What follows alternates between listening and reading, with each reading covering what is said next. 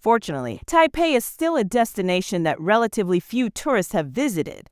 You are therefore exposed to authentic Taiwanese culture when you visit, which I find to be very enjoyable.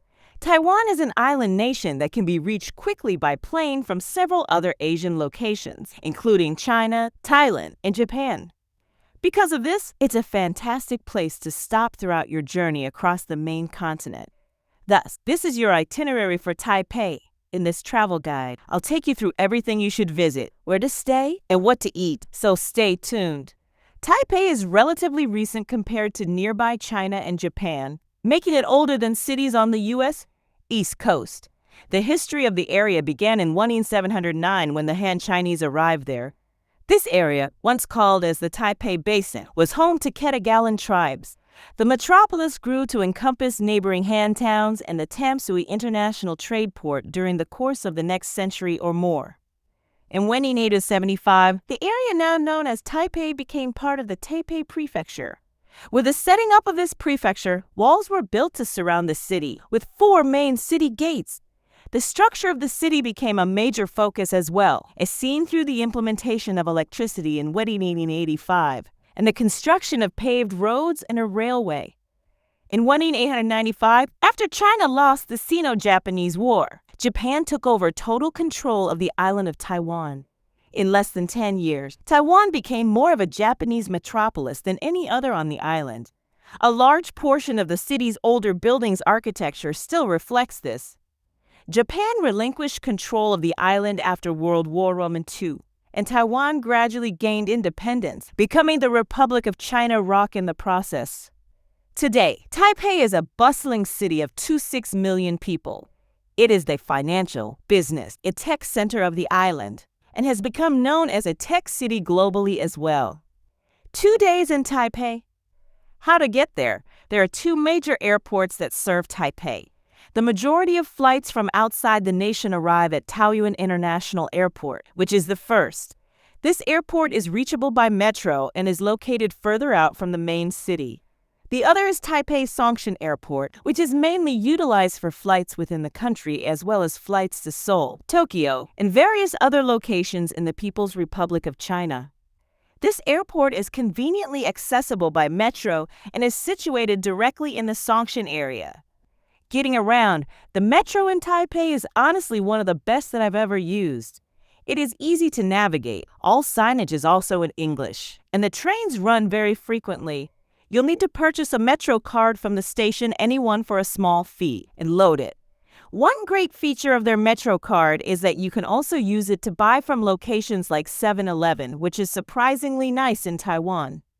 Uber is an excellent choice for late-night travel or if you hay off bags to carry. You also won't have to worry about blowing all of your money getting around here because these are very reasonably priced. Where in Taipei to stay? Choosing a place to stay in Taipei can be a little intimidating due to its vast size. You might think about staying in one of the following neighborhoods to help you narrow it down. The Taipei main station is situated in the Zhenjiang district, which is the neighborhood center location.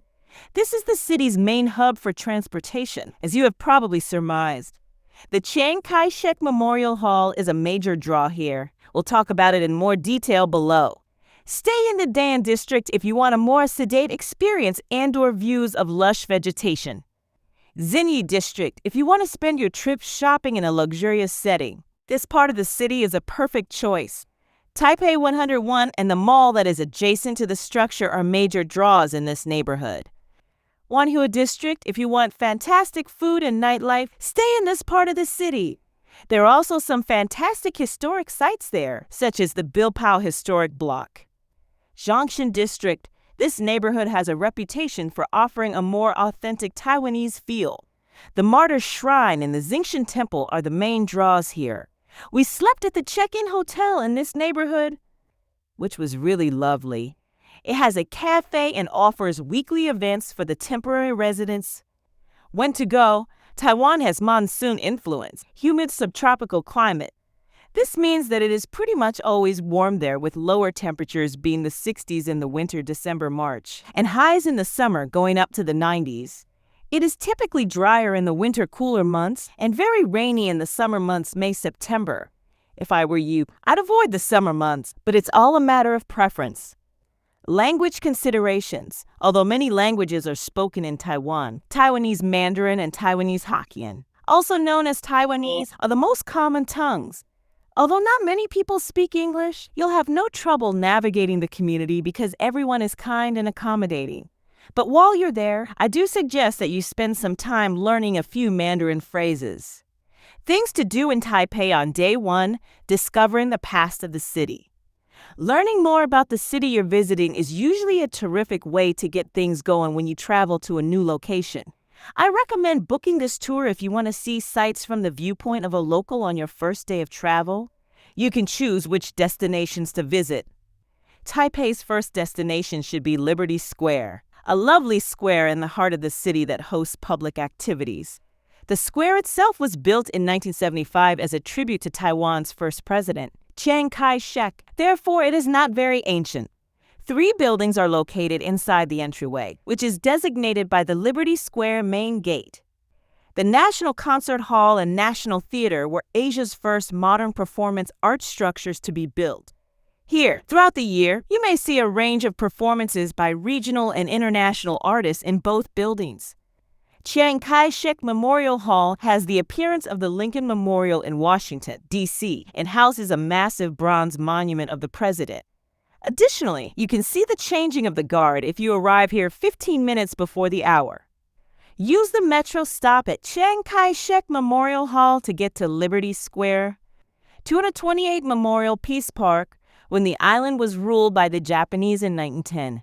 This park was first created as Teihoku New Park. After World War II, when the Kuomintang government came to power, it was first dubbed Taipei New Park. To report the situation, a group of demonstrators occupied the park's radio station in 1947. This led to the event now known as the February 28 incident, where thousands of civilians were killed to suppress the protesters. Under the new democracy, which began in 1990, the government officially apologized for this event. This led to the park being renamed to the name it has today in 1998. Liberty Square is only a short stroll away 5-10 minutes from the 228 Memorial Peace Park, which is likewise easiest to get via the National Taiwan University Hospital Station. Longshan Temple. The people of the city still frequent this lovely temple on a daily basis. To learn more about Taoism, the predominant religion of Taiwan, see this link. One of the few places in the city where you may get a peek of the past 200 years is Bapaliao Old Street.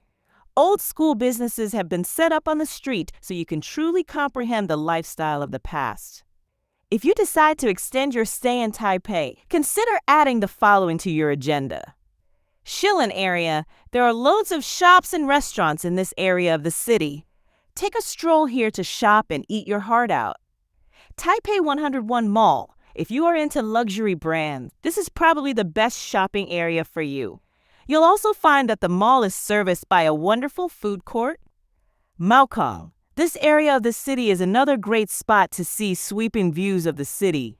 You will take a ropeway up to the top of the mountain, and from here you can stop to enjoy some tea while enjoy the views below.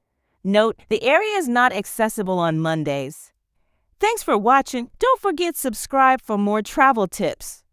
Happy travel!